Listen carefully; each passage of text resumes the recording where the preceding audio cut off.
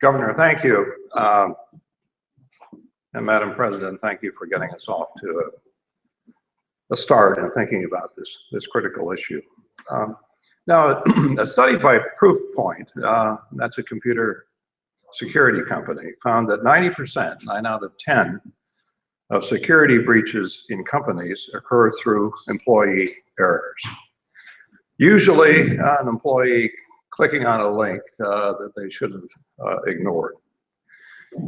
And I think if we're going to really make headway in this area of cybersecurity, it's going to take a massive public education effort. Now, I remember as a child, growing up in the early years of the Cold War, just how much the nation tried to educate its public about the nuclear threat.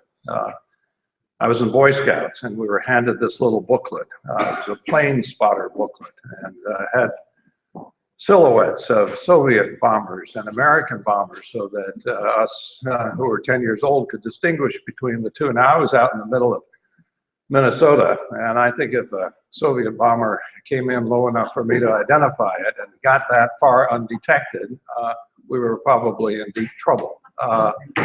But in school, you know, we had to get under the desk periodically. That was our protection if there should be a nuclear attack. So we went through those drills. And the newspapers were filled with stories about the nature of the threat and what the public could and should do about it. We did have one farmer in my small town, outside my small town. He was either the most paranoid of our farmers or the richest. He did build a bomb shelter. The rest of them, I think, thought that their storm cellars would protect them. But that gives you a little bit of a sense of kind of how the public was brought into the issue.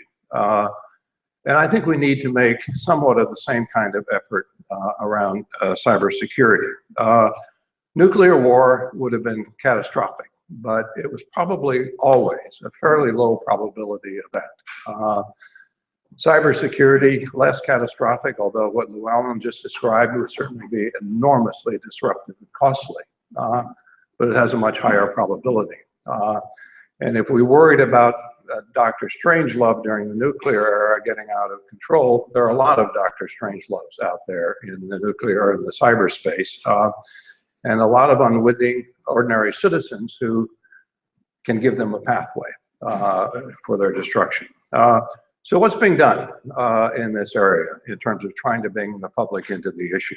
Well, not much in my view. I did try to do a search of the news coverage of this issue, and there's certainly quite a bit, but not very much on the front page. And most of the coverage is frankly episodic. So it goes into the particular event, these 15 million people affected by this particular breach, goes into the particulars of the event, but rarely ever talks about the larger issue and the threat that cybersecurity generally poses. We don't have much evidence on what the public schools are doing, but I suspect that's a pretty low priority given the other things that are happening in our public schools. And when they're teaching computer literacy, I suspect they speak more about the dangers of going to adult sites than getting careless with their computers. And then if we think about the fact that I pointed out at the beginning that 90% of the breaches in companies are occurring through employee error, the education process in our firms is certainly not adequate to the threat. And my sense is that in fact the public doesn't know what to do but ignores it. I think they don't know what to do. I think if we did a poll of the American public, I would think that the level of cyber literacy in this country is alarmingly low. So I think the technical aspect of this issue is important. Advances in technology, we need those, and we need those badly. But if we think we can do this without bringing the public along and the kind of support and kind of protection they can provide, I think we end up kidding ourselves. Thank you.